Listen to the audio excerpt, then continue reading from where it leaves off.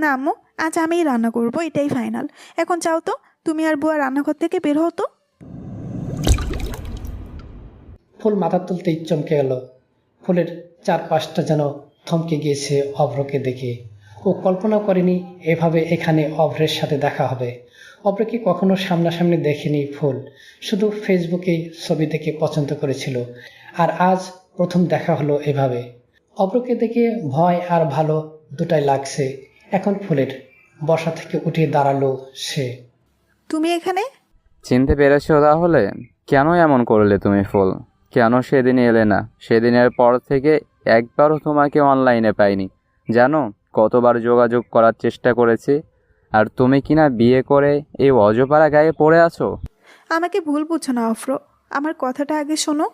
ফুল অভ্রকে সব কথা খুলে বলল, কিভাবে ওর বিয়ে হয়েছে আমার সাথে, ওর সম্পর্ক কেমন, সবকিছু সব শুনে অভ্র বলল, তোমার বাবা আসলে তোমাকে ভালোই বাসে না, নয়তো নিজের জেদ পূরণের জন্য এরকম একটা বেশি বয়সী বদরাগী সেকেলের মন মানসিকতার লোকের সাথে তোমার বিয়ে দিত না। তুমি চিন্তা করো না সে কতখানি সেকেলে যে তোমাকে একটা মোবাইল পর্যন্ত দেয়নি। তোমার মতো আদরের মেয়েকে সে বুয়ার মতো খাটিয়েছে। তুমি এখনো কেন এই লোকটার সাথে আছো? ঠিক ওই সময় আমি সেখান দিয়ে যাওয়ার সময় দেখলাম আমার চাচাতো ভাইয়ের ক্লোজ বন্ধু অভ্র আর আমার বউ কথা বলছে। দেখে আমার মাথাটা গরম হয়ে গেল। আমি অভ্রকে মোটেই পছন্দ করি না, কারণ ঢাকা থেকে এসে সারাদিন মেয়েদের পিছনেই ঘুরঘুর করছে ও। স্বভাব একদমই ভালো না। এরকম একটা অসভ্য ছেলের সাথে ফুল কথা বলছে। একরকম তেড়ে আসলাম ওদের দিকে, একটু ধমকের সুরে বললাম, ফুল এখানে একা দাঁড়িয়ে আছে কেন? সবাই তো হলুদ দেওয়া শুরু করে দিয়েছে, ওখানে যেতে হবে না? বলেই ফুলের হাত টেনে অন্যদিকে একটা ফাঁকা জায়গায় দাঁড়িয়ে, তুমি ওই লাফাঙ্গাটার সাথে একা দাঁড়িয়ে কথা বলছিলে কেন? জানো ও কতটা অসভ্য একটা ছেলে? কি বলছিলে তুমি ওর সাথে? অভ্র সম্পর্কে এসব বাজে কথা শুনে ফুলের মেজাজটা খুব খারাপ হয়ে গেল। বেশ বিরক্ত নিয়ে বলল, কি আবার বলবো আমি ওর সাথে? আমি একা বসেছিলাম, তাই পরিচিত হতে এসেছিল। বিয়ে বাড়িতে তো কত নতুন আত্মীয়র সাথে পরিচয় হই, আমি তাই ভেবেই কথা বলেছি। আর তাছাড়া আপনি ওকে খারাপ বলেছেন কোন কথায়? আপনি কি ওকে ভালো করে চেনেন নাকি, নাকি ওর সাথে মিশে দেখেছেন? আশ্চর্য তো, ওকে বলছি তোমার গায়ে এত লাগছে কেন? তুমি কি ওকে আগে থেকে চেনো নাকি? ফুল থতমত খেয়ে গেল, আমতা আমতা করে বলতে লাগলো, আরে কি বলেন এসব? আমি ওকে চিনতে যাবো কেন? ওর সাথে এতক্ষণ কথা বলে ভালো মনে হলো তাই বললাম। আমি কিছু বলতে যাব তখনই মা ফুলকে ডাক দেয়। ফুল ওদিকে চলে গেল। পরের দিন আজ আমার চাচাতো ভাইয়ের বিয়ে। গতকাল ফুলের বিয়ে বাড়ি যাওয়ার কোনো ইচ্ছে না থাকলেও আজ খুব এক্সাইটেড যে বিয়ে বাড়িতে যাওয়ার জন্য। কারণটা হলো অভ্রের সাথে দেখা পাওয়া। তবে ফুলের একটু বিরক্ত লাগছে আমার কথার জন্য। এক গাদা উপদেশ দিয়েছি ফুলকে, একা একা কোথাও বসে থাকবে না, কোনো পুরুষ মানুষের সাথে বেশি হেসে হেসে কথা বলবে না, মাথার ঘুমটা ফেলবে না, বিশেষ করে অভ্রের সাথে একদমই কথা বলবে না। এইসব ফুল বসে বসে ভাবছে। আফরো ঠিকই বলেছে, উনি বড্ড সেকেলে। আমি একজনের সাথে একটু কথা বলতেই পারি, এতে এত কথা শোনানোর কি আছে? আর আমি কি ছোট বাচ্চা যে আমাকে এত শিখিয়ে পড়িয়ে এক জায়গায় নিতে হয়? আর ভালো লাগছে না আমার এসব। ফুল বিয়েবাড়িতে এলো সবার সাথে। আজ খুব মন দিয়ে সেজেছে ফুল। একটা ফিরোজা কালারের কাতান শাড়ি পরেছে, সাথে গোল্ড জুয়েলারি আর ভারী মেকআপ। চুলগুলো সামনের দিকে ফুলিয়ে ফ্রেঞ্চ বান্ড করেছে, মাথায় সুন্দর করে ঘোমটা দেয়া। ভীষণ সুন্দর লাগছে আজ ফুলকে। অভ্রের দিকে ফুলের চোখ পড়তেই অভ্র ফুলকে একটা চোখ মেরে দেয়। ফুলও একটা মুচকি হাসি দেয়, কিন্তু পাশ দিয়ে যাওয়ার সময় আমি যে সবটা খেয়াল করেছি ফুল তা বুঝতে পারিনি। আমার রক্ত যেন ফুটতে শুরু করেছে এসব দেখে। আমি ফুলের কাছে এটা আশা করিনি। অনেক কষ্টে নিজেকে সংযত রাখলাম, পরের জন্য হিসাবটা তুলে রাখলাম। আপাতত মাকে গিয়ে বললাম ফুলকে যেন তিনি কাজ ছাড়া না করেন। এটা বলে আমি বিয়ে বাড়ির কাজে ব্যস্ত হয়ে পড়লাম। ওদিকে অভ্র খালি সুযোগ খুঁজছে ফুলের সাথে আলাদা একটু কথা বলার জন্য, কিন্তু অনেকক্ষণ চেষ্টা করেও সে সুযোগ পেল না। হঠাৎ খেয়াল করলো ফুল হাত ধুতে পুকুরে যাচ্ছে। পুকুর ছিল ঘরের পিছনে, আর পুকুরের সাইডটা প্রায় ফাঁকা। তাই অভ্র ওখানে গিয়ে ফুলের হাতে খুবই ছোট্ট একটা বাটন মোবাইল সেট দিল। সেটা অনেকটা একটা ম্যাচ বক্সের মতোই। বলল, এটা লুকিয়ে রেখো, আর সুযোগ পেলেই কল দিও, আমার নাম্বার সেভ আছে। বলেই চলে গেল। আর ফুলও সেটা পার্সে ঢুকিয়ে রাখলো। রাতে ঘরে ঢুকে দেখলাম ফুল ড্রেসিং টেবিলের সামনে দাঁড়িয়ে চুল আঁচড়াচ্ছে আর গুনগুন করে গান গাইছে। আজ খুব খুশিতে আছো মনে হচ্ছে, তা কারণটা জানতে পারি? আমার কি দেখে আপনার মনে হলো যে আমি খুব খুশিতে আছি? আমি নাচছি না লাফাচ্ছি? তোমার কি মনে হয় আমি অন্ধ, অবুঝ? এই 4 মাসে কি আমি তোমাকে চিনিনি মনে করেছ? ভালো করে চিনে গিয়েছি। বিয়ে বাড়িতে গিয়ে পরপুরুষের সাথে হেসে হেসে গল্প করা, চোখ টিপ মেরে মুচকি হাসা, বাড়িতে এসে গুনগুন করে গান গাওয়া, আবার তার হাত থেকে মোবাইল নেয়া, এসব কেন করো আমি বুঝি না। বলো, কেন এমন করলে তুমি? বলো, তুমি একটা বিবাহিত মেয়ে হয়ে এমন কাজ করতে তোমার বাধলো না? অসভ্য মেয়ে। এতদিন ভাবতাম তুমি অহংকারী বা অকর্মণ্য হতে পারো, কিন্তু খারাপ মেয়ে না। এখন তো দেখছি তোমার মতো একটা মেয়েকে আমার বিয়ে করাটাই ভুল হয়েছিল। হ্যাঁ হ্যাঁ, ভুল হয়েছিল, সেটা এতদিন পরে বুঝলেন। আমার সাথে আপনার যায়? নিজের চেয়ে 15 বছরের ছোট্ট একটা মেয়েকে বিয়ে করতে লজ্জা লাগেনি আপনার? বিয়ের পর থেকে শুধু শাসন আর ভয় দেখিয়ে এসেছেন। আপনাকে আমার কখনোই স্বামী মনে হয়নি, মনে হয়েছে আমি কোনো জেলে আছি, আর আপনি সেই জেলের জেলা। আপনার মতো একটা রাগী গ্রাম্য সেকেলে লোকের সাথে বিয়ে দিয়ে বাবা আমার জীবনটাই নষ্ট করে দিয়েছে। আর অফরের কথা বলছেন, শুনে রাখুন, আমি আর অপরা আমরা দুজন দুজনকে অনেক ভালোবাসি, অনেক আগে থেকেই ভালোবাসি। আর আমাদের ভালোবাসার ভিলেন হলেন আপনি। আমি আর নিজেকে ঠিক রাখতে পারলাম না। সজোরে এক থাপ্পড় মারলাম ফুলের গালে। ফুল গিয়ে খাটের কোণার ওপর পড়ল। সাথে সাথে ফুল আহ বলে চিৎকার করে উঠল। ফুলের মাথা এক পাশে কেটে রক্ত পড়তে লাগলো। আমি ঘটনার আকস্মিকতায় কয়েক মুহূর্তের জন্য স্তব্ধ হয়ে গেলাম। ফুলকে ধরতে যাব এমন সময় একটা মহিলা কণ্ঠ চিৎকার করে উঠল। আমি ঘুরে দেখলাম মামি দাঁড়িয়ে আছে। মামা মামি আজকে বিয়ের দাওয়াতে এসেছিলেন। রাত হয়ে যাওয়ায় তারা আজ এখানেই ছিলেন। ফুলের চিৎকার করে কথা বলা শুনে কি হয়েছে তা দেখার জন্য আমাদের রুমে এসেছিলেন। মামি এসে দেখলেন আমি ফুলকে থাপ্পড় মেরেছি, তাই তিনি চিৎকার করে উঠলেন আর দৌড়ে গিয়ে ফুলকে জড়িয়ে ধরলেন। তোমার এত বড় সাহস, তুমি আমার মেয়ের গায়ে হাত দাও? ফুলের বাবা, আমার মেয়েকে তোমার হাতে তুলে দিয়েছি ওকে শোধরানোর জন্য, ঠিক আছে? তাই বলে তুমি ওকে মেরে রক্তাক্ত করবে? এতখানি সাহস তুমি পাও কোথায়? মামির চিৎকার শুনে মামা, আমার বাবা মা চলে এসেছে। মামি, আমার কথা শুনুন। আমার কথা শেষ হবার আগেই ফুল বলে উঠল, আম্মু, তোমরা তো জানো না, ওই লোকটা তো প্রতিদিনই আমাকে মারধর করে, অনেক রাত পর্যন্ত পাটে পাই, শান্তিতে একটু ঘুমাতেও দেয় না। খুব ভোরে গায়ে পানি ঢেলে ঘুম পাড়িয়ে দেয়, সবসময় অকারণে বকাবকি করে। ফুপিকেও কিছু বলতে পারতাম না, কারণ আমাকে ভয় দেখাতো, বলতো ফুপিকে কিছু বললে আমার গায়ে ব্যাঙ ছেড়ে দেবে। জানো মা, ফুপিরা যখন 15 দিনের জন্য বাইরে গিয়েছিল, তখন আমাকে একা পেয়ে অনেক অত্যাচার করেছে এই লোকটা। আমাকে দিয়ে বুয়ার মতো খাটিয়েছে, বড় বড় মাছ কাটিয়েছে আমাকে জব্দ করার জন্য। এসব করতে গিয়ে আমার হাত কেটে গিয়েছে, তাও আমাকে কাটা হাত নিয়ে রান্না করতে হয়েছে। রান্না খারাপ হলে জোর করে সব খাবার আমাকে খাইয়েছে। আমাকে তোমার সাথে আলাদা করে কথাও বলতে দিত না, এই জন্য তোমাদেরও কিছু বলতে পারিনি আমি। তোমরা আমাকে নিয়ে চলো আম্মু, আমি এই জেলখানায় থাকলে মরে যাব। প্লিজ আম্মু, প্লিজ। আমার যেন বিশ্বাসের শেষ নেই। এ কি বলছে ফুল? এরকম জঘন্য অপরাধ ফুল দিতে পারলো আমাকে? আমার তো বিশ্বাসই হচ্ছে না। শুধু চুপ করে অদ্ভুত চাহনিতে চেয়ে রইলাম ফুলের দিকে। ফুলের কথা শুনে আমার বাবা মাও অবাক হয়ে গেলেন। তারা বুঝতে পারলেন না কোনটা সত্যি। তাদের ছেলে যে হুটহাট রেগে যায় তারা সেটা জানেন, কিন্তু নিজের স্ত্রীর সাথে এমন আচরণ করব এটা তাদের বিশ্বাস হচ্ছে না। ফুল, তুই এসব কি বলছিস মা? আমার পরশটা এমন করেছে? যদি করেও থাকে তবে এতদিন আমাকে কিছু বলিসনি কেন? ফুপি, বিশ্বাস করো, আমি সত্যি বলছি। আমাকে এতদিন বিভিন্নভাবে ভয় দেখিয়ে আসছিল যাতে কাউকে কিছু না বলি। আজ হাতে নাতে ধরা খেলো, তাই তো তোমাদের সবটা জানাতে পারলাম। না হলে তো সারা জীবনেই হয়তো আমায় অত্যাচারিত হতে হতো। অনেক হয়েছে, আমি আমার ফুলকে আর কিছুতেই এখানে রাখবো না।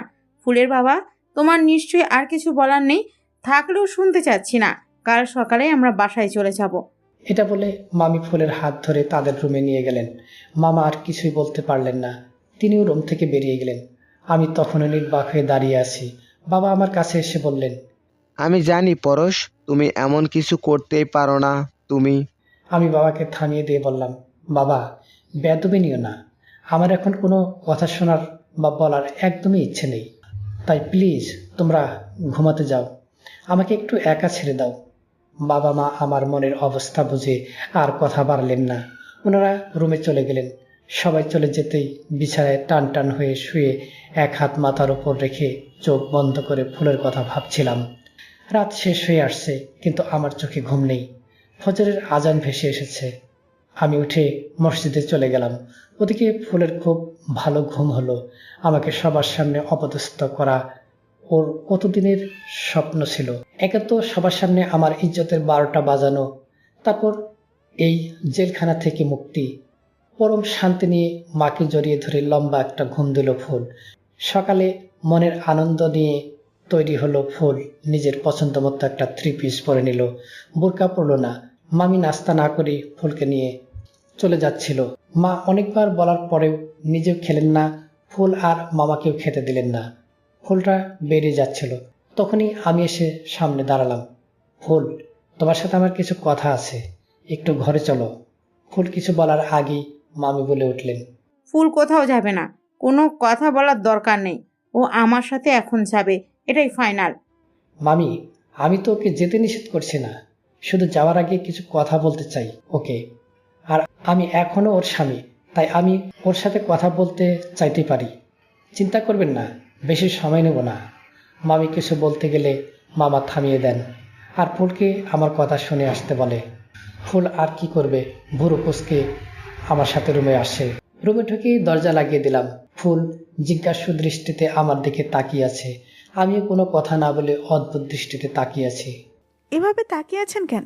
কি বলবেন তাড়াতাড়ি বলেন, আমাদের দেরি হয়ে যাচ্ছে। আর শুনুন, আমাকে মানানোর চেষ্টা করবেন না, আমি আপনার কোনো কথাই আর শুনবো না। তোমাকে মানানোর আমার কোনো প্রয়োজন নেই, কারণ চুরে না শুনে ধর্মের কাহিনী। মানে? মানে হলো, তোমাকে অভিনন্দন জানানোর জন্যই এখানে এনেছি। তোমার এত বড় অপচেষ্টা সফল হলো। কি বলবেন পরিষ্কার করে বলুন। কি বলতে চাইছি সেটা তুমি ভালো করেই জানো। নিজের কাছেই প্রশ্ন করে দেখো তো, কাল রাতে কাজটা কি তুমি ঠিক করেছ? আমি তোমাকে অত্যাচার করেছি? তুমি এটা বলতে পারলে? সবার সামনে আমাকে এভাবে অপদস্থ করলে। প্রতিটা স্ত্রীর কর্তব্য যথাসম্ভব স্বামীর সম্মান রক্ষা করা, আর তুমি কি করলে? বিনা দোষে আমাকে এভাবে অপমান করলে। স্বামী হিসেবে আমি তোমার ভুলগুলো শুধরে নিতে চেয়েছিলাম। এটা তোমার কাছে অত্যাচার? আসলে তুমি বড্ড বোকা। নইলে অভ্রের মতো একটা অসভ্যের জন্য তুমি আমাকে এভাবে অপদস্থ করতে না। কাল রাতে আমিও তো সব বলতে পারতাম, তোমার আর অভ্রের কথা। তোমার পার্সে তো এখনো অভ্রের দেয়া ফোনটা আছে। পারতাম না বলো? ফুল মাথা নিচু করে চুপ করে দাঁড়িয়ে আছে। চুপ করে আছে কেন বলো? পারতাম না? অবশ্যই পারতাম, কিন্তু বলিনি। কেন জানো? আমার বাবা মা আর তোমার বাবা মার সামনে তোমার এই কুকীর্তি বলতে আমার বিবেকে বাধছিল।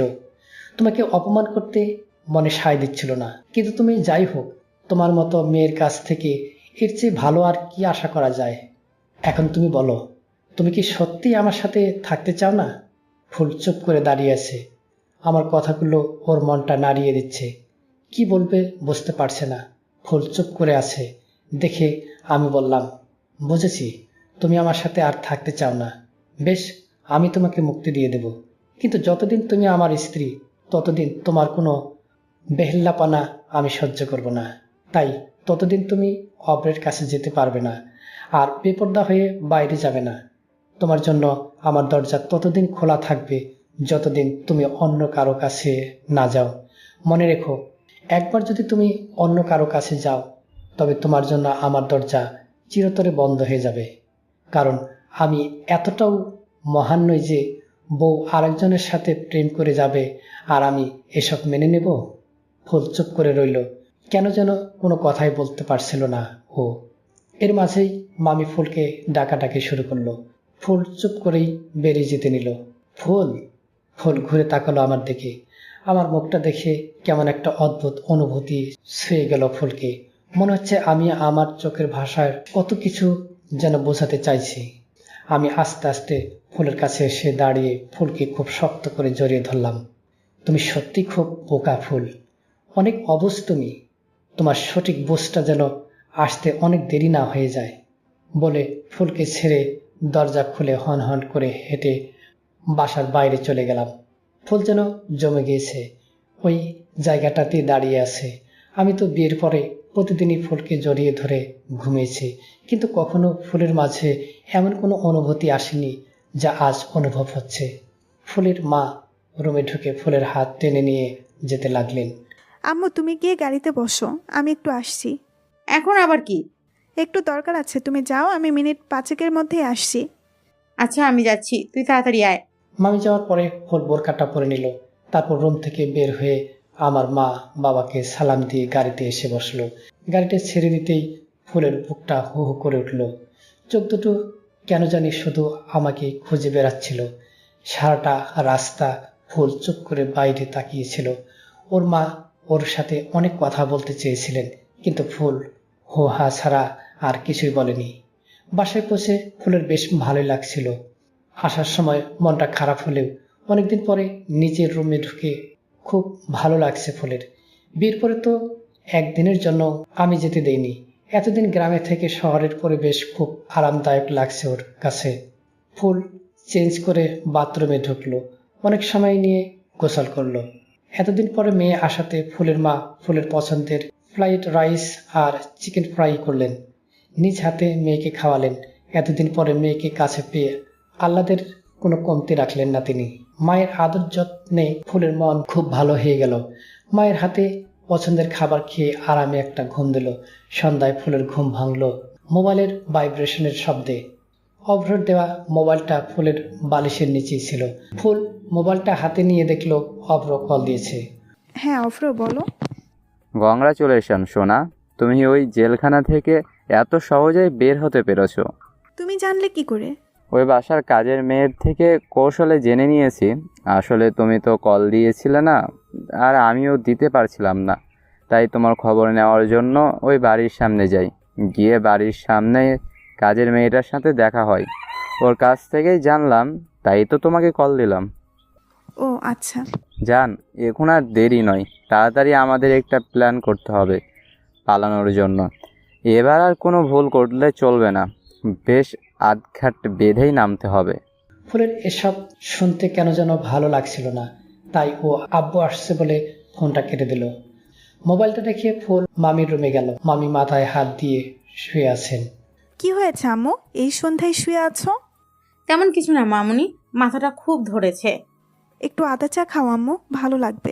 চা পেলে তো ভালোই হতো, কিন্তু বুয়া 2 ঘন্টার জন্য বাইরে গিয়েছে। এখন আমার গিয়েও বানাতে ইচ্ছে করছে না, তাই বুয়া আসলেই খাবো।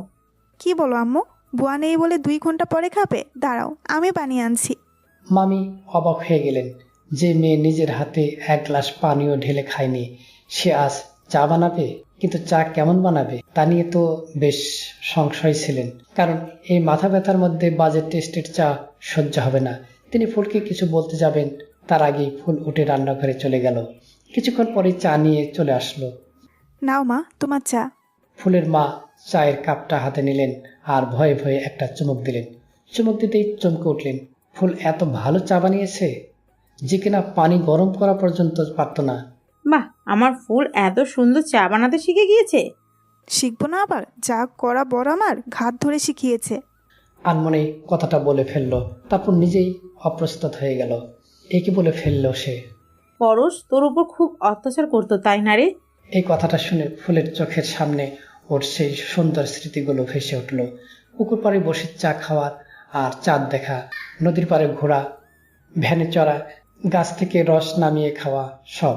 বিয়ের দিন রাতে ব্যাঙ দেখে আমাকে জড়িয়ে ধরার কথা মনে পড়তেই ঠোঁটের কোনায় এক চিলকে হাসি ফুটে উঠল।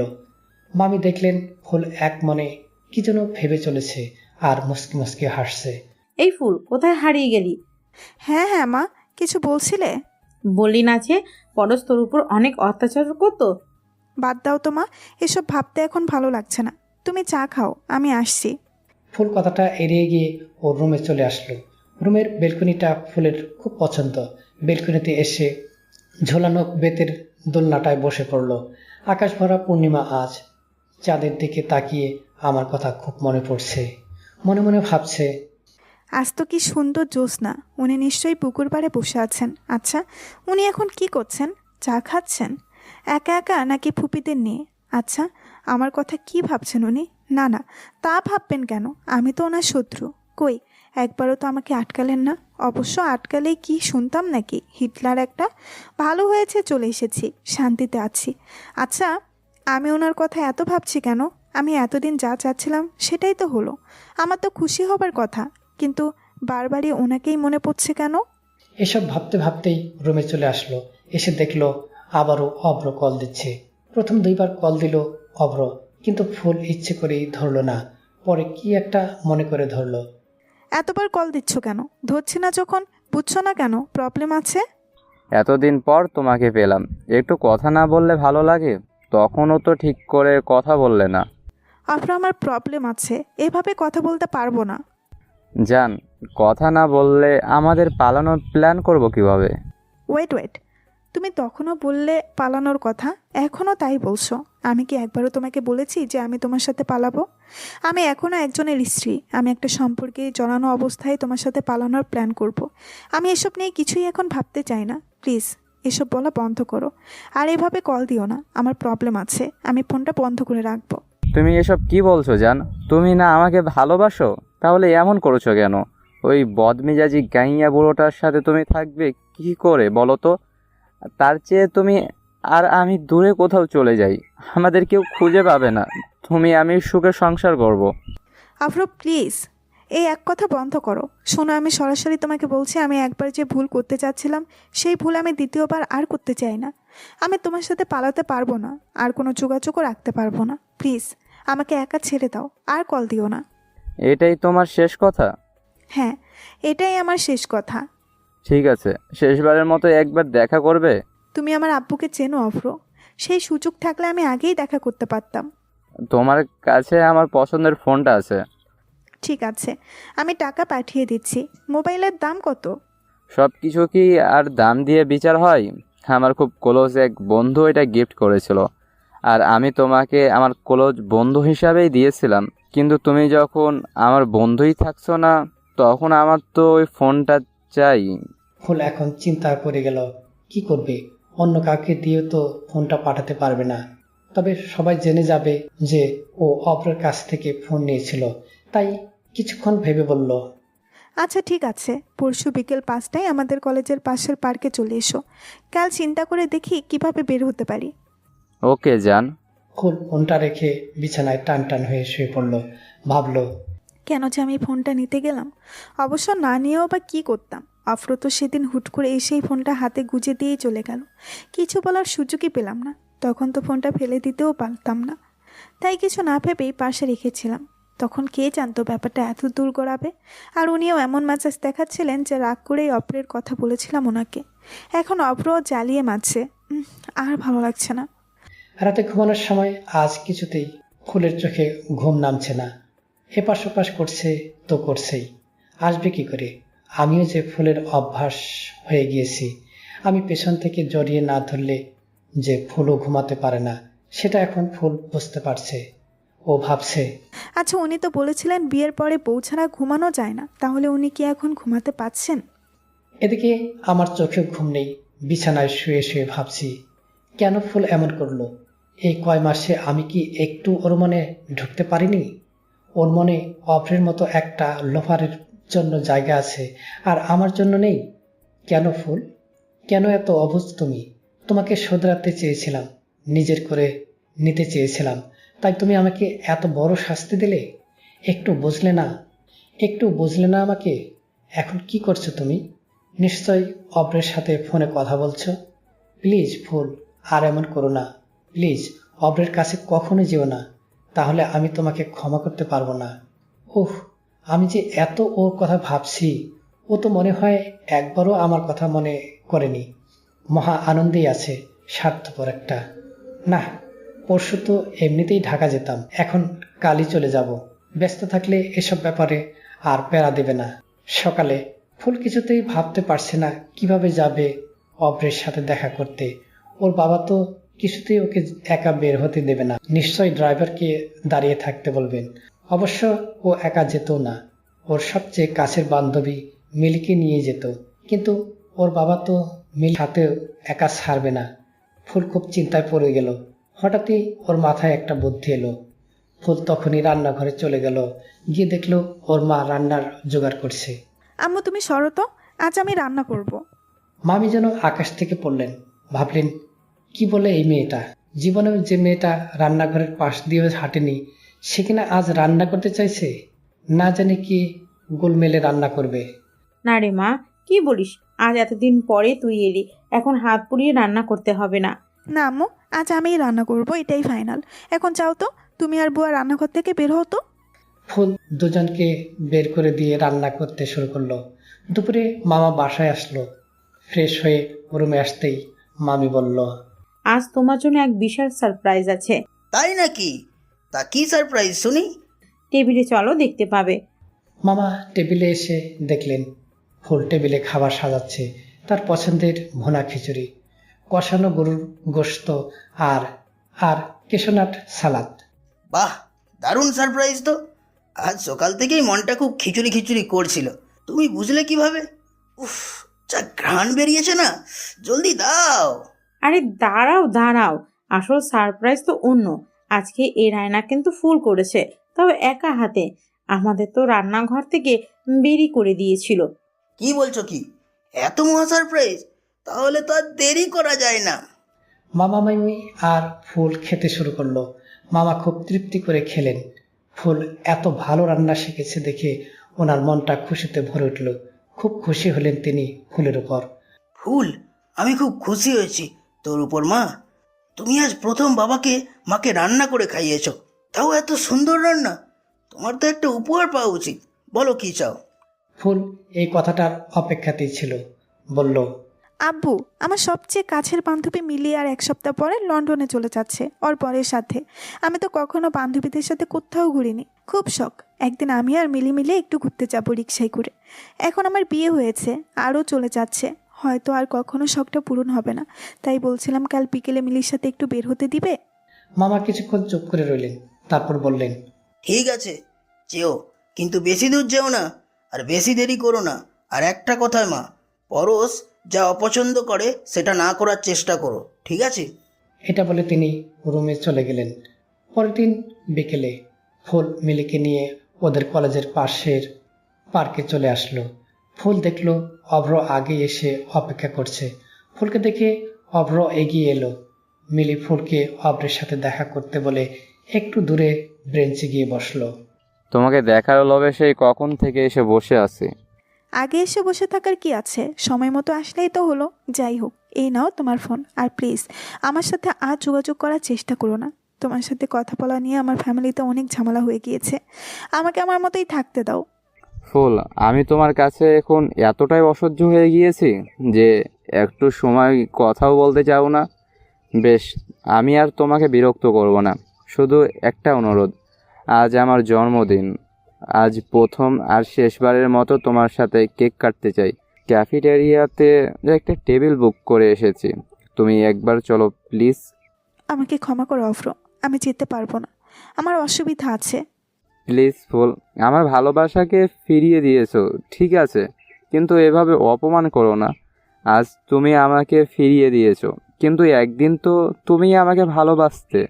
সেই অধিকার থেকেই বলছি, প্লিজ চলো। বেশিক্ষণ না, 15-20 মিনিটের জন্য চলো প্লিজ। ফুল অভ্রের অনুরোধ ফেলতে পারল না, তাই বলল, ঠিক আছে যাব, কিন্তু জাস্ট 15 মিনিটের জন্য। তুমি দাঁড়াও, আমি মিলিকে বলে আসছি। এই বলে ফুল অভ্রের সাথে ক্যাফেটেরিয়াতে গেল। দেখলো অভ্র আগেই একটা টেবিলে বুক করে রেখেছে। টেবিলটা হালকা ডেকোরেশন করে রেখেছে, ছোট একটা কেকও রাখা আছে টেবিলের মাঝে। ফুল দেরি করতে চাইছিল না, তাই তাড়াতাড়ি ওরা দুজনে কেক কাটলো, একে অন্যকে খাইয়ে দিল। এখন আমি আসি। অন্য কিছু খাও, শুধুমাত্র কেক খেয়েই যাবে? না, আমি এখন কিছুই খাবো না, আমাকে যেতে হবে। প্লিজ ফুল, কিছু অন্তত খাও ঠিক আছে? অন্তত একটা কোল্ড ড্রিঙ্ক খাও। ফুল বুঝলো না খেলে অভ্র কথা পেঁচাতেই থাকবে, তাই আনতে বলল। ওয়েটার এসে কোল্ড ড্রিঙ্ক দিয়ে গেল। ফুল খুব দ্রুত শেষ করলো ড্রিঙ্কটা, কিন্তু শেষ করে যেই না দাঁড়াতে গেল অমনি ওর মাথাটা ঘুরে গেল। ওর চারপাশ ক্রমশ ঝাপসা হয়ে আসতে লাগলো। ফুল দাঁড়াতে পারছিল না, পড়ে যেতে নিল। তখনই অব্র ওকে ধরে ফেলল। ফুল, কি হয়েছে তোমার? শরীর খারাপ লাগছে?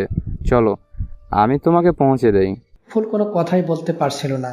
অব্রের গায়ে ঢলে পড়ে জ্ঞান হারালো। অব্র একটা শয়তানি হাসি দিয়ে ওকে কুলে তুলে নিয়ে যেতে লাগলো। ক্যাফেটেরিয়া থেকে বের হতে নেবে তখনই পেছন থেকে ওর কাঁধে কেউ হাত রাখলো। অব্র পেছন ঘুরে যা দেখলো তাতে ওর চোখ কপালে উঠে গেল। আমি ওর সামনে দাঁড়িয়ে আছি। রাগে আমার সমস্ত শরীর থরথর করে কাঁপছে। এক ঝটকায় ফুলকে অব্রের কাছ থেকে নিয়ে আস্তে করে পাশের সোফায় বসিয়ে দিয়ে তারপর অব্রের দিকে ফিরে সজেরও ওর গালে এক থাপ্পড় লাগিয়ে দিলাম। অন্যের বউকে কোলে তোলার খুব শখ না? এই থাপ্পড়টা সেই শখ মেটানোর জন্য। এটা বলে ফুলকে কোলে তুলে সেখান থেকে বেরিয়ে এলাম। অব্র গালে হাত বোলাতে বোলাতে বলল, আজকে এই অপমানের দাম তোমাদের দুইজনকে চরমভাবে দিতে হবে। ফুল চোখ খুলে দেখলো ও অচেনা একটা রুমে শুয়ে আছে। মাথাটা কেমন যেন ভার ভার লাগছে। পাশে তাকিয়ে দেখলো আমি রকিং চেয়ারে বসে ওর দিকে তাকিয়ে আছি। দেখেই ফুল উঠে বসলো। অবাক আর খুশি মিশ্রিত কণ্ঠে বলে উঠল, আপনি? কেন, আশা করনি তাই না? অবশ্য তোমার আশায় তো শুধু অব্রের মতো লোফারের থাকতে পারে। আমি তোমার সবকিছু জেনেই তোমাকে বিয়ে করেছিলাম। ভেবেছিলাম তোমার এই জেদ, অহংকার, অকর্মণ্যতা, তোমার এই ছেলে মানুষই যা আমি ভালোবাসা আর শাসন দিয়ে বদলাতে পারবো। ভেবেছিলাম তোমার নামের মতো তোমার মনেও একটা পবিত্র মানসিকতা আছে যা হয়তো জেদের চাদরে ঢাকা পড়ে আছে। কিন্তু না, আমি ভুল ছিলাম। আমি তোমাকে ঢাকায় আসতে বাধা দেইনি, কারণ আমি ভেবেছিলাম আমার থেকে দূরে গেলে হয়তো আমাকে মিস করবে, তুমি আমাকে বুঝবে না। তুমি তা করনি, কারণ আমি তোমার মনের কোথাও নেই। আজকের পরে আর থাকতেও চাই না। আমি তোমাকে বলেছিলাম অব্রের কাছে না যেতে। বলেছিলাম ওর কাছে গেলে আমার দরজা তোমার জন্য বন্ধ হয়ে যাবে। তুমি সে কথা তোয়াক্কা না করে ওর সাথে গিয়ে ওর জন্মদিন উদযাপন করেছ। ওর মতো একটা চরিত্রহীনকে তুমি ভালোবাসো, যে কিনা তোমাকে অজ্ঞান করে তোমার সর্বনাশ করতে চাইছিল। কি বলছেন কি আপনি? আর আপনি এসব জানলেন কি করে? আর আমি বা এখানে এলাম কি করে? যতদূর মনে পড়ে আমি ক্যাফেটেরিয়াতে একটা কোল্ড ড্রিঙ্কস খাচ্ছিলাম। 1 মিনিট, তার মানে ওতে কিছু মেশানো ছিল? হ্যাঁ, তোমার পেয়ারের অভ্র ড্রিঙ্কে অজ্ঞান হওয়ার ওষুধ মিশিয়ে দিয়েছিল আর তোমাকে নিয়ে যাচ্ছিল। আমি ওখানে আমার এক বন্ধুর জন্য ওয়েট করছিলাম। তখনই দেখলাম তোমাদের এই কীর্তি। যাই হোক, তোমার কোনো কীর্তিতেই আমার আর আগ্রহ নেই। আমি যা বোঝার বুঝে গিয়েছি। আজ অভ্র তোমাকে যখন নিয়ে যাচ্ছিল আমি বাধা দিতাম না যদি তুমি সজ্ঞানে থাকতে। ওর মতলব খারাপ ছিল, তাই বাধা দিয়েছি। আর তোমাকে এখানে এনেছি তোমাকে এই কথাগুলো বলার জন্য। মামার বাসায় যাবার তো আর মুখ রাখেনি। তোমাকে অজ্ঞান অবস্থায় ওই বাসায় নিয়ে গেলে হয়তো আমাকে ভুল বুঝতেন মামি, ভাবতেন হয়তো আমি তার মেয়েকে কিছু করেছি। ওনারা তো আর তোমার কীর্তি জানেন না। তোমাকে আমি বাসায় নামিয়ে দিয়ে আসছি। এখানে যেহেতু নিয়ে এসেছি তাই বাসায় পৌঁছে দেওয়াটা আমার দায়িত্ব। দেখুন, আপনি আমাকে ভুল বুঝছেন। আপনি একবার ঠান্ডা মাথায় আমার কথা শুনুন। আজ আমি অফরের সাথে তোমার কাছ থেকে আমি আর কোনো কৈফিয়ত চাই না। তুমি আমার নিষেধ অমান্য করে অব্রের কাছে গিয়েছ, এটা আমার কাছে প্রধান বিষয়। আপনি প্লিজ বোঝার চেষ্টা করুন। আমি তো বাস ফুল, বাস, অনেক হয়েছে। আমি বলেছিলাম অন্য কোথাও গেলে তোমার জন্য আমার দরজা বন্ধ হয়ে যাবে। আমি সেই কথা রাখবো। কালই আমি উকিলের সাথে কথা বলবো। ফুলের মাথায় যেন আকাশ ভেঙে পড়ল। কি বলছেন এসব আপনি? এমন সময় ফুলের ফোনে কল আসলো ওর বাবার। হ্যালো আব্বু। কি ব্যাপার ফুল, রাত 8টা বাজে, কোথায় তুমি? বের হতে দিয়েছি বলে কি যা খুশি তাই করবে? এই তো আব্বু, এক্ষুনি যাচ্ছি। চলো, তোমার দেরি হয়ে যাচ্ছে। ফুল ভাবলো এখন ওনার মাথা গরম, তাছাড়া সময়ও নেই। পরে ঠান্ডা মাথায় সব বুঝিয়ে বলবো। এই ভেবে চুপচাপ আমার সাথে গাড়িতে গিয়ে বসলো। সারাটা রাস্তা আমি একটা কথা বলিনি। ফুল শুধু আমার দিকে তাকিয়েই ছিল। আমি ফুলকে বাসার সামনে নামিয়ে দিয়ে ফুলকে কোনো কথা বলার সুযোগ না দিয়ে চলে এলাম। ফুল করুণ দৃষ্টিতে তাকিয়ে রইল আমার যাওয়ার দিকে। ঘরে ঢুকতেই ফুলকে ওর বাবার হাজারটা প্রশ্নের মুখে পড়তে হলো।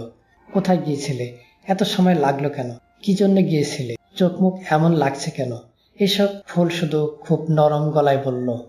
আব্বু, সব প্রশ্নের উত্তর পরে দিচ্ছি, এখন আমি ঘরে যাই, আমার ভালো লাগছে না। মেয়ের কথা শুনে ফুলের আব্বু কিছু আন্দাজ করলেন, কিছু একটা ভেবে বললেন। ঠিক আছে, যাও। রুমে ঢুকে বিছানায় শুয়ে পড়ল ফুল। কেন জানি ভীষণ কান্না পাচ্ছে ফুলের, সেটা কিসের জন্য সেটাও ঠিকঠাক বুঝতে পারছে না সে। আমি ওকে ভুল বোঝালাম এজন্য নাকি, ওকে আমি ডিভোর্সের কথা বলেছি সেই জন্য। ডিভোর্সের কথা মনেতেই বুকের মধ্যে মোচড় দিয়ে উঠল ফুলের। ফুল ভাবল, উনি কি সত্যি আমাকে ছেড়ে দেবেন? আমার এতদিনের সব অন্যায় উনি ক্ষমা করেছেন, আর আজ আমি যে অন্যায়টা করেছি সেটার জন্য আমাকে শাস্তি দিচ্ছেন। কেন একটা বার আমার কথা শুনতে চাচ্ছেন না উনি? কিন্তু উনি ডিভোর্সের কথা বলাতে আমার এমন লাগছে কেন? আমি তো সবসময় চাইতাম ওনাকে আমার জীবন থেকে দূরে সরিয়ে দিতে, তবে আজ কেন এমন লাগছে? আজ তো উনি আমাকে ভুল বুঝলেন, রাগ করে আমার কথাও শুনতে চাইলেন না। আচ্ছা, ওনাকে কি একটা কল দিব? কিন্তু আমার কাছে তো মোবাইল নেই, আর ড্রয়িং রুমে বসে টেলিফোনও তো তার সাথে ঠিকঠাক কথা বলতে পারবো না। কী যে করি? আচ্ছা, সবাই ঘুমিয়ে গেলে তারপর তো ট্রাই করতে পারি, কিন্তু নাম্বার, হিটলারের নাম্বারই তো আমার জানা নেই, থাকবে কি করে? ফোন থাকলেই তো ফোন নাম্বার দরকার হয়। না, আব্বুর মোবাইল ব্যবহার করতে দিত না উনি। আচ্ছা, টেলিফোন নাম্বারের ডায়েরিটাতে দেখি তো। এভাবে ফুল ড্রয়িং রুমে গিয়ে ডায়েরি চেক করলো। সেখানে আমার বাবা মায়ের মোবাইল নাম্বার পেল, কিন্তু আমার মোবাইল নাম্বার পেল না। মনটাই খারাপ হয়ে গেল ওর। হঠাৎ ভাবলো, কি যে করি? আচ্ছা, আব্বুর ফোনে তো ওনার নাম্বার সেভ থাকার কথা, কিন্তু আব্বুর ফোন আনবো কিভাবে? এই ভেবে ফুল মামার রুমে উকি দিল। দেখলো মামা বিছানায় শুয়ে টিভি দেখছে। ও কিছুক্ষণ রুমের বাইরে দাঁড়িয়ে চিন্তা করতে লাগলো, কি করা যায়। ওর বাবার কাছে সরাসরি চাইতেও পারছে না, কারণ অন্য কোথাও ফোন করার কথা বললে নেওয়া যাবে না। কেননা ফোন করার দরকার হলে ও ল্যান্ডলাইন ব্যবহার করত। আজ মোবাইল চাইলে তো জিজ্ঞেস করবে কেন মোবাইল দরকার, তখন কি বলবো? আবার সত্যি কথা বললে তো খুব লজ্জায় পড়ে যাবে। এর মধ্যে ফুল দেখলো যে ওর বাবা মামা উঠে বাথরুমে যাচ্ছে। ফুল দেখলো এই সুযোগ, ও তাড়াতাড়ি রুমে ঢুকে মোবাইলের ফোন বুক চেক করেই আমার নাম্বারটা পেয়ে গেল। বেড সাইডে টেবিলে রাখা নোটপ্যাডে তাড়াতাড়ি নাম্বার লিখে পৃষ্ঠা ছিঁড়ে দৌড়ে বেরিয়ে গেল। রুমে এসে একটু স্বস্তির নিঃশ্বাস ছাড়ল ফুল। যাক বাবা, নাম্বার পেয়ে গেছি, এখন শুধু সবার ঘুমানোর অপেক্ষা। রাত 1:30। বাসার সবাই গভীর ঘুমে আচ্ছন্ন। ফুল পা টিপে টিপে ড্রয়িং রুমে আসলো। কাঁপা কাঁপা হাতে আমার নাম্বারে ডায়াল করলো। এরকম লুকিয়ে ও কখনোই কাউকে ফোন করেনি। অব্রের সাথে যখন রিলেশনে ছিল তখনও ও ফোনে কথা বলেনি, শুধু ল্যাপটপে চ্যাট হতো ওদের। ফোনে রিং হতেই ফুলের বুকে ধুকধুকানি শুরু হয়ে গেল। কিভাবে আমার সাথে কথা বলবে সেটা ভেবেই ও অস্থির হয়ে যাচ্ছিল। আবার আমার চোখেও ঘুম নেই। শুয়ে শুয়ে ফুলের কথাই ভাবছিলাম। এমন সময় ওর ফোনটা বেজে উঠলো। ভাবলাম এত রাতে আবার কে কল দিল। উঠে দেখলাম ফুলদের বাসার ল্যান্ডলাইনের নাম্বার। আমি খুব অবাক হয়ে গেলাম। অনেকটা বিস্ময় নিয়ে ফোনটা রিসিভ করলাম। হ্যালো, আসসালামু আলাইকুম। ওয়ালাইকুম আসসালাম। খুব নরম গলায় সালামের উত্তর দিল। আমি বুঝতে পারলাম কে ফোন করেছে। তাও জিজ্ঞেস করলাম, কে বলছেন? আমি। আমি কি, কোনো নাম নেই নাকি? শক্ত গলায় কথাটি বললাম। আমি ফুল। ও আপনি? তা এত রাতে আমাকে ফোন দিলেন কেন? এটা তো আপনার বয়ফ্রেন্ডের সাথে প্রেম আলাপের সময়। তোমার পেয়ারের অব্রের জন্মদিন ছিল, আর সেটাই উদযাপন করতে গিয়েছিলে তুমি। না, আমি সেই জন্য যাইনি। তোমার মতো নির্লজ্জ বেহায়া মেয়ের মুখে আমি আর কিছু শুনতে চাই না। দেখুন, আপনি শুধু শুধু আমাকে এগুলো বলতে পারেন না। আমি এমন কিছুই করিনি যার জন্য আপনি আমাকে নির্লজ্জ বেহাইয়া মেয়ে বলবেন। বাবা, আপনি কিছুই করেননি। স্বামী থাকতেও আপনি আপনার পুরনো প্রেমিকের সাথে চোখে চোখে কথা বলেন, হাসি বিনিময় করেন, তার জন্য সাজেন, তার কাছ থেকে চুপি চুপি মোবাইল নেন, তার জন্য স্বামীর সাথে ঝগড়া করেন, স্বামীকে চরমভাবে অপমান করেন, স্বামীর নিষেধ অমান্য করে বয়ফ্রেন্ডের জন্মদিন যান। তারপরও আপনি নির্লজ্জ হওয়ার কিছুই করেননি। আপনি কেন এমন করছেন?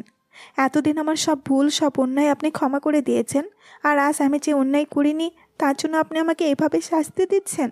একটু নরম সুরে বললাম, শাস্তি বলছো কেন ফুল? বলো, স্বস্তি দিচ্ছি তোমাকে। তুমি তো সবসময় চাইতে আমার থেকে দূরে থাকতে, মুখে না বললেও ব্যবহারে বোঝাতে আমারই ভুল ছিল। জোর করে তোমায় খাঁচায় আটকাতে চেয়েছিলাম, কিন্তু এখন আমি সে ভুল শুধরে দেব। খুব শীঘ্রই মুক্তি দিয়ে দেব তোমাকে। বলেই ফোনটা কেটে দিলাম। মনের গহীন থেকে এক দীর্ঘশ্বাস বেরিয়ে এলো। ওদিকে ফুল হ্যালো হ্যালো, ফোন রাখবেন না প্লিজ, আমার কথাটা শুনুন। ফুল বুঝতে পারলো কলটা কেটে দিয়েছি। ফুল আবারও ট্রাই করলো, কিন্তু আমাকে ফোনে পেল না, কারণ আমি রাগ করে ফোনটা বন্ধ করে রেখেছিলাম। ফুল রিসিভারটা রেখে ওখানে বসে অঝরে কাঁদতে লাগলো। পর্দার আড়ালে দাঁড়িয়ে থাকা ফুলের মায়েরও চোখ থেকে 2 ফোঁটা পানি গড়িয়ে পড়ল। এভাবে 5 দিন কেটে গেল।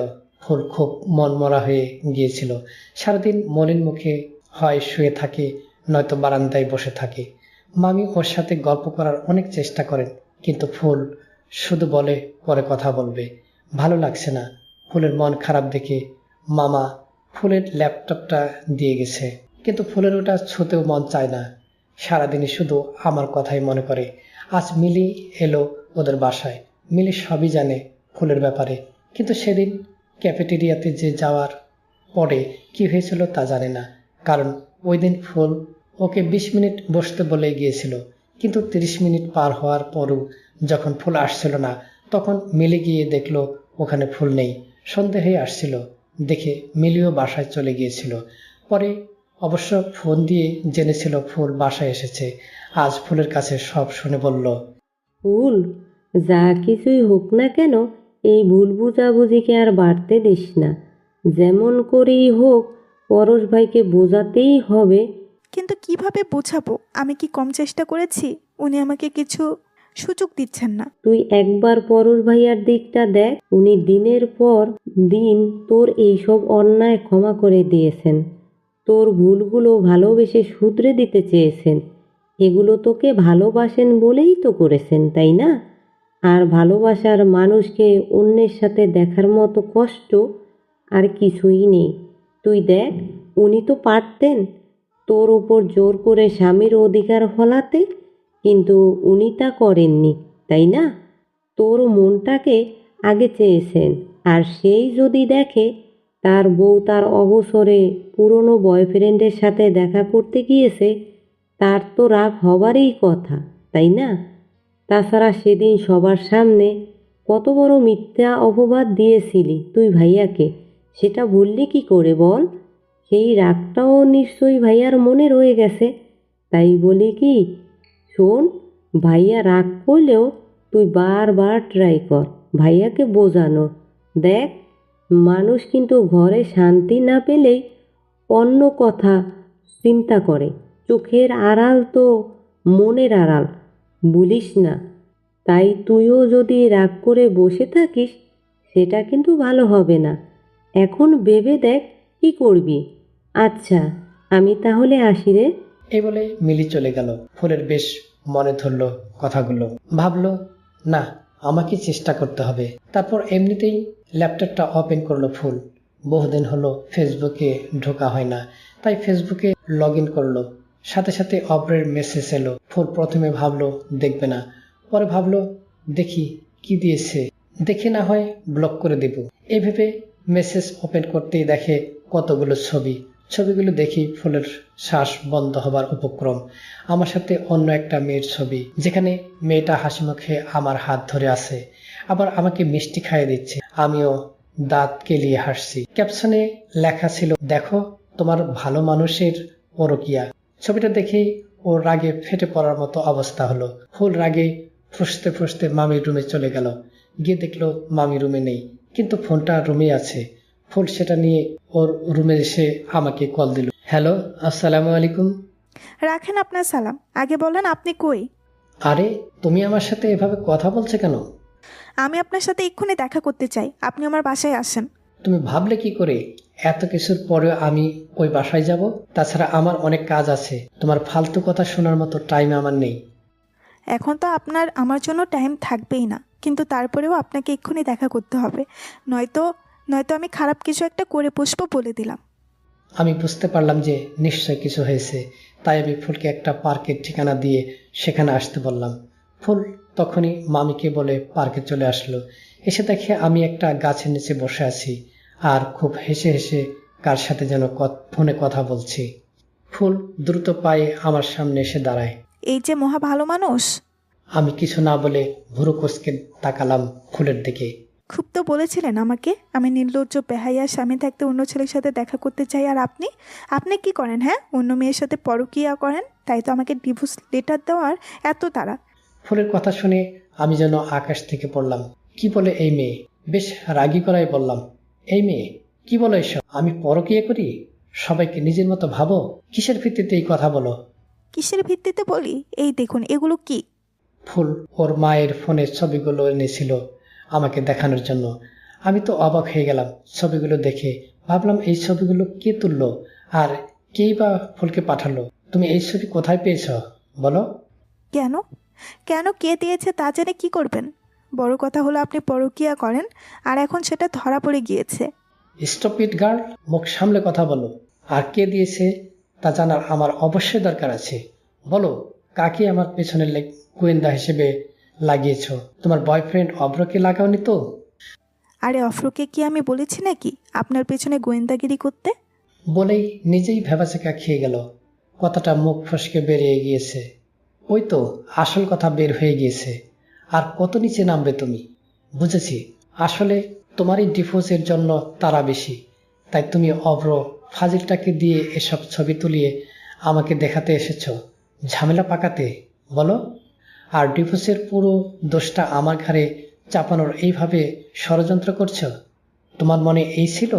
ছি, আমার ভাবতে ঘৃণা হচ্ছে। আমি তোমার মতো মেয়ের স্বামী। আমি যদি পরকীয়া করেও থাকি তবে বেশ করেছি। তোমার মতো স্ত্রী যার, তার পরকীয়া করাই উচিত। ফুল হাবলার মতো দাঁড়িয়ে আছে।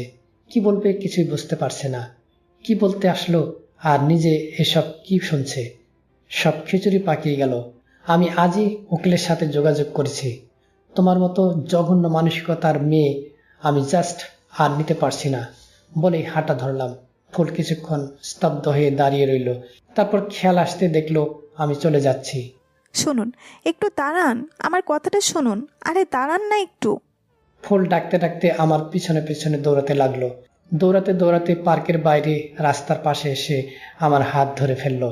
আপনি আমার সাথে কথা শেষ না করে যেতে পারেন না। আপনাকে আজ আমার পুরো কথা শুনতেই হবে। এই মেয়ে, হাত ছাড়ো বলছি। রাস্তার মধ্যে তামাশা করো, তাই না? তোমার এই আজাইরা কথা শুনে আমার মাথা খারাপ করার কোনো ইচ্ছে নেই।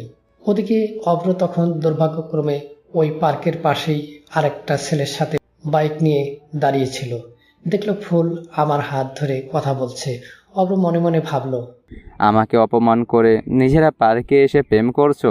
ফুল, তুমি এই লোকটার জন্য আমার সব পরিকল্পনার 12টা বাজিয়ে দিয়েছো। আজ তোমার সামনেই তার কি অবস্থা করি দেখো। অভ্র ওর সাথে থাকা ছেলেটার সাথে কিছু প্ল্যান করলো। তারপর আশেপাশে চোখ বুলিয়ে নিল। দুপুর টাইম বলে আশেপাশে তেমন লোকজনও নেই। ও হেলমেটটা পরে বাইকের পিছনে বসে পড়লো। পকেট থেকে ফোল্ডিং চাকুটা বের করলো। তারপর অন্য ছেলেটা বাইক স্টার্ট দিয়ে খুব জোরে এগিয়ে আসলো আমাদের দিকে। ফুল খুব করে আমাকে বোঝাতে যাচ্ছিল, কিন্তু আমি রাগে টিকতে না পেরে ফুলের গালে এক চর বসিয়ে দিলাম। চর খেয়ে ফুলের মুখটা অন্যদিকে ঘুরে যেতেই ফুল দেখলো আমার পিছন দিকে একটা বাইক তেড়ে আসছে। আরো ভয়ঙ্কর ব্যাপার, একজনের হাতে চাকু। বাইকটা প্রায় এসে গেছে, আর চাকু নিয়ে যেই আমাকে আঘাত করতে যাবে তখনই সরে যান, সরে যান। বলে চিৎকার করে ফুল আমাকে ধাক্কা দিয়ে সরিয়ে দিল। কিন্তু ফুলের পিঠে খুব গভীরভাবে পোঁচ লেগে গেল। ফুল খুব জোরে আর্তনাদ করে সেখানেই লুটিয়ে পড়ল। আমি স্তব্ধ হয়ে গেলাম কয়েক মুহূর্তের জন্য। ফুল, ফুল, তুমি কি করলে? এটা কি করলে ফুল? কেন এমন করলে ফুল? আমি চিৎকার দিয়ে ফুলকে এসে ধরলাম। রক্তে ফুলের পিঠে ভরে গেছে, আর ফুল সাথে সাথেই জ্ঞান হারিয়ে ফেলে। ওদিকে অপরের কাজটা প্ল্যানমাফিক না হওয়ায় ওরা পিছনে যে না তাকিয়েছিল, তখনই একটা ট্রাকের সাথে বাড়ি খেয়ে ওরা ছিটকে পড়ে। আশেপাশের কয়েকজনে দেখছিল ওদেরই অপরাধ, তাই ওরা বাইক থেকে ছিটকে পড়ার পরে ওদের ধরে পুলিশে খবর দেয়। আমি এসব খেয়াল করার অবস্থায় নেই। ফুলের এই অবস্থা দেখে পাগলের মতো হয়ে গেছি। ফুল, ফুল, চোখ খোলো প্লিজ। ফুল, চোখ খোলো, তাকাও আমার দিকে। কেন তুমি এমন করলে? কেন আমাকে বাঁচাতে গিয়ে নিজের এমন বিপদে পড়লে? এমন সময় পাশের এক লোক বলল, ওনাকে আগে হাসপাতালে নিন, নয়তো খারাপ কিছু হতে পারে। এই কথায় আমার হুঁশ এলো। আমি তাড়াতাড়ি ফুলকে হাসপাতালে নিয়ে গেলাম। হাসপাতালে আনার পরে নার্সরা ফুলকে ট্রিটমেন্টের জন্য ভেতরে নিয়ে গেল। আমি মামাকে ফোন করে খবর দিয়ে ওয়েটিং সিটে ধপ করে বসে মাথায় হাত দিয়ে চিন্তা করতে লাগলাম। ফুল আমার জন্য নিজের জীবনের মায়া করলো না, তবে কি ফুলকে বুঝতে আমার ভুল হলো? আধা ঘন্টা পরে ডাক্তার বেরিয়ে আসতে আমি খুব অস্থির হয়ে ডাক্তারকে জিজ্ঞেস করলাম, ডক্টর, কি অবস্থা এখন আমার স্ত্রীর? সিরিয়াস কিছু হয়নি তো? জ্ঞান ফিরেছে? শান্ত হন, আপনার স্ত্রীর জ্ঞান ফিরেছে আর তেমন সিরিয়াস কিছু হয়নি, তবে কোমরের ওপরের অংশে অনেকটা গভীরভাবে কেটে গিয়েছে, 4টা সেলাই লেগেছে। ভাগ্য ভালো মেরুদণ্ডে আঘাত লাগেনি, ওনার শরীর থেকে অনেকটা রক্ত বেরিয়ে গেছে আর কতটাও অনেক, তাই 1 সপ্তাহ পরিপূর্ণ বিশ্রাম নিতে হবে। যান, দেখা করে আসুন।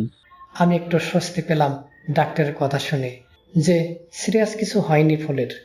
তাই ফুলের সাথে দেখা করতে কেবিনে গেলাম। ফুল চোখ বন্ধ করে শুয়ে আছে। আমি কিছু বলতে যাব, এর মধ্যেই মামা মামি আর মিলি এসে পড়ল। ফুলের মা তো ফুলকে ধরে জোরে জোরে কান্নাকাটি শুরু করে দিলেন। আম্মু প্লিজ কান্না বন্ধ করো, আমার তেমন কিছুই হয়নি, আমি এখন সুস্থ আছি। কি করে হলো এসব? বল, কি করে হলো? তুই একটু আসছি বলে কোথায় গিয়েছিলি? আর পরশিপা তোকে কোথায় পেল? ফুল বুঝতে পারছে না কি বলবে।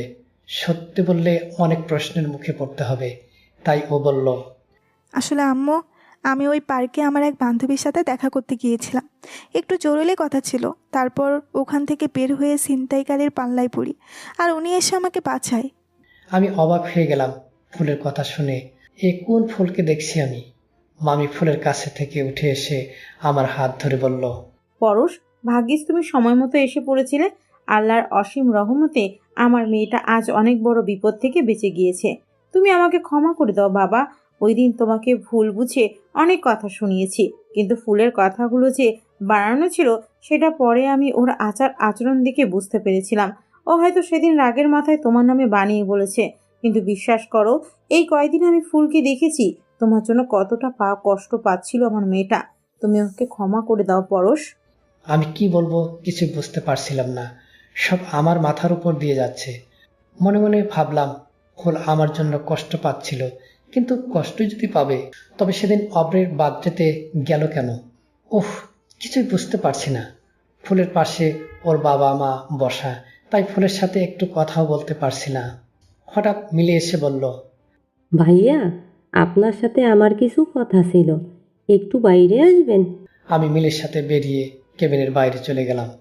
বলো, কি বলবে?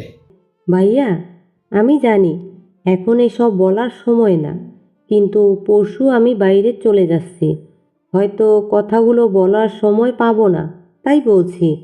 সেদিন ফুল অব্রের সাথে কেন দেখা করতে গিয়েছিল, সেটা কি বলেছিল? আমি একটু চুপ করে কিছু ভাবলাম, তারপর বললাম, মিলি, তুমি যখন এটা জানো, তার মানে তুমি আমার আর ফুলের ব্যাপারে হয়তো সবই জানো। আসলে ফুল আমার নিষেধ অমান্য করে একা ওই লোফারটার বাদ যেতে যাওয়া আমি কিছুতেই মেনে নিতে পারিনি। তাই আমি এই কয়দিনে ফুলের কোনো কথাই শুনতে চাইনি। ও হয়তো আমাকে এটাই ব্যাখ্যা করতে চাইছিল। আপনি ভুল করছেন ভাইয়া, সেদিনও একা যায়নি, আমিও ছিলাম ওর সাথে। এরপর মিলি সেদিনের সব কথা খুলে বলল আমাকে। সব কথা শুনে নিজের প্রতি নিজেরই খুব ঘৃণা হচ্ছে আমার। কেন একটা বার ফুলের কথাটা শুনলাম না? যাই হোক, ফুলের সাথে এখনই কথা বলা দরকার, কিন্তু ওকে একা না পেলে তো কথা বলতেই পারবো না। ফুলকে আজই ছেড়ে দেওয়া হলো ক্লিনিক থেকে। ফুলকে ওদের বাসায় আনা হলো। আজ আমিও ফুলের সাথে ওদের বাড়িতে আসলাম। মামি নিজে আমাকে নিয়ে এসেছে। রাতে ফুল আদাশোয়া অবস্থায় বিছানায় শুয়ে চোখ বন্ধ করে আছে। আমি রুমে ঢুকে বেড সাইডের টেবিল থেকে ওষুধ আর পানি গ্লাস নিয়ে ফুলের দিকে এগিয়ে দিলাম। ওষুধটা খেয়ে নাও। ফুল ওষুধটা না খেয়ে অদ্ভুত চাহনিতে চেয়ে রইল আমার দিকে। কি হলো? নাও, ওষুধটা খেয়ে নাও। না, ওষুধ খাবো না, আগে আপনি আমার কথা শুনবেন, তারপর খাবো। বেশ, বলো, কি বলবে? সেদিন আমি অফরের সাথে দেখা করতে গিয়েছিলাম, কারণ বলতে হবে না, আমি সব শুনেছি। মিলি আমাকে সবটা খুলে বলেছে। আই এম এক্সট্রিমলি সরি ফুল। আমি বিনা দোষে তোমাকে ভুল বুঝেছি, তোমার সাথে খারাপ ব্যবহার করেছি, এমনকি গায়ে হাত পর্যন্ত তুলেছি। তুমি প্লিজ আমাকে ক্ষমা করে দাও, প্লিজ। তাহলে আপনি স্বীকার করছেন আমার কোনো দোষ ছিল না? হ্যাঁ, অবশ্যই স্বীকার করছি। ফুল এবার নড়ে চড়ে উঠে বসলো, কোমরে 2 হাত ঠেকিয়ে ভুরু কুঁচকে তাকিয়ে রইল আমার দিকে। আমি কিছু না বুঝে বোকার মতো তাকিয়ে জিজ্ঞেস করলাম, কি হলো, এভাবে চেয়ে আছো কেন? তখন তো বললেন আমার মতো মেয়ে যার বউ তার তো পরকীয়াই করা উচিত। এখন তো আপনিই স্বীকার করলেন যে আমার কোনো দোষই ছিল না। তাহলে আপনার এই পরকীয়ার কি শাস্তি হবে বলুন তো? কতদিন ধরে চালাচ্ছেন এসব? আর ওই ডাইনিটাই বা কে? এবার আমিও কিছুক্ষণ ভুরু কুঁচকে তাকিয়ে রইলাম ফুলের দিকে।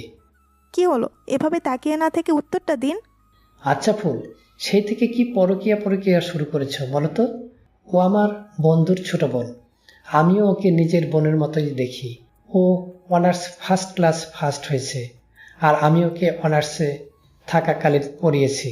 তাই এত ভালো রেজাল্টে খুশি হয়ে আমার বন্ধু আমাকে আর ওর বোনকে একটা বড় রেস্টুরেন্টে খাইয়েছিল। সেই দিনের ছবি ছিল ওগুলো। আর ও এমনিতেই কথার ছলে আমার হাত ধরেছিল।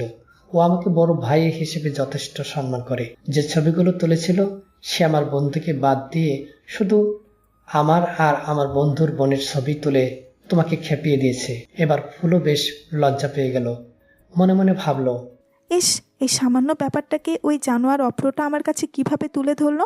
আর আমিও না বুঝে কত কিছুই না বলে ফেললাম ওনাকে। এখন তো ওনার দিকে তাকাতেই লজ্জা লাগছে। আচ্ছা ফুল, তুমি তো সবসময় আমার কাছ থেকে দূরে সরে থাকতে চাইতে, কেননা তুমি তো আমাকে ভালোই বাসো না। তাহলে আমি পরকে করলে দোষ কোথায়? আচ্ছা মানুষ তো আপনি, একটু ছুতো পেলেই হলো।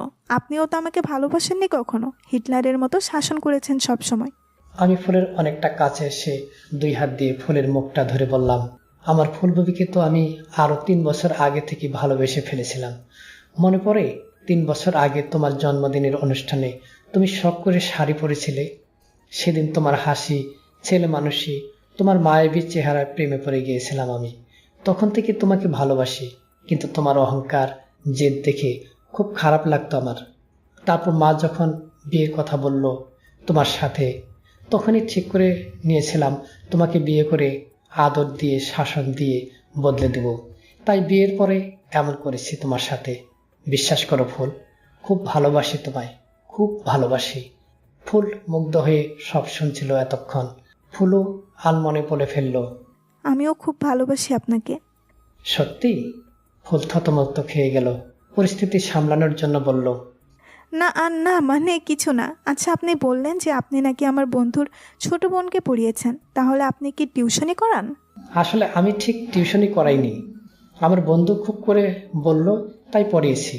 আর এটা কাউকে বলিনি, নয়তো কলেজে আমার অন্যান্য স্টুডেন্টরাও পড়ানোর জন্য চাপ দিত। কিন্তু আমার তো কলেজের বাইরে টিউশনি করাতে ভালো লাগে না। মানে আপনি কলেজের টিচার? জি ম্যাডাম। কিন্তু আপনি যে এতদিন গ্রামে ছিলেন, কই আপনাকে তো কলেজে যেতে দেখলাম না।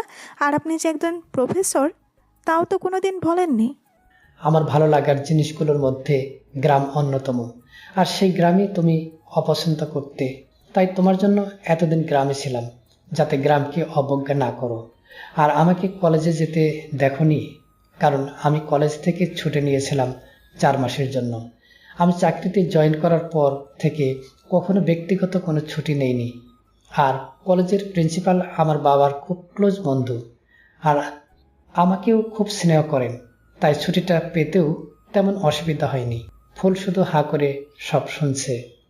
এত কিছু আমাকে আগে বলেননি কেন? কারণ আমি চেয়েছিলাম আমার ফুলববি যেন সাদামাটা জীবনে খাপ খাওয়ানোটা শেখে, যে কোনো পরিস্থিতিতে নিজেকে মানিয়ে নিতে পারে, আর চারপাশের মানুষগুলোকে আপন করে নিতে পারে। তাই তো আমি মামাকে নিষেধ করেছিলাম যেন তোমাকে কিছু না বলে। ফুল একটা বড় নিঃশ্বাস ছাড়ে। বুঝলাম। কিন্তু এখন সব বললেন যে, তাহলে কি আমার শিক্ষা কমপ্লিট? সেটা তো আমার চেয়ে ভালো তুমি বুঝতে পারছো। এখন নাও তো, ওষুধটা খেয়ে নাও। ফুল ওষুধটা খেয়ে নিল। ওষুধ খাওয়া হলে আমি ফুলকে বিছানায় শুয়ে দিয়ে নিজে অপর পাশে মুখ করে শুয়ে পড়লাম। ফুলের বেশ বিরক্ত লাগলো, এতদিন পরে একসাথে শুয়েছি, তাও আবার অন্য পাশে মুখ করে। এই যে শুনছেন? কি হলো, কিছু বলবে? আপনি কি এখন অবিবাহিত হয়ে গেছেন? মানে এ আবার কেমন কথা? আপনিই তো বলেছিলেন বিবাহিত ছেলেরা বউ ছাড়া ঘুমাতে পারেন না। আর আপনি এখন কি করছেন? তাই আমি তো জানি যে মেয়েরা স্বামীকে ভালোবাসে তারা স্বামীর বুকে ছাড়া শান্তিতে ঘুমাতে পারে না। তার মানে কি তুমি আমাকে? কথাটা শেষ হবার আগেই ফুল একরকম আমার বুকে ঝাঁপিয়ে পড়ল, বলল, আশা করি আর কিছুই বলতে হবে না। এটা বলেই ফুল আমার বুকে মুখ লোকালো। আমিও ফুলকে পরম ভালোবাসায় আঁকড়ে ধরলাম। ফুল, এখন বলো তো, তুমি আমার সাথে শহরের বাড়িতে যাবে না গ্রামের বাড়িতে যাবে?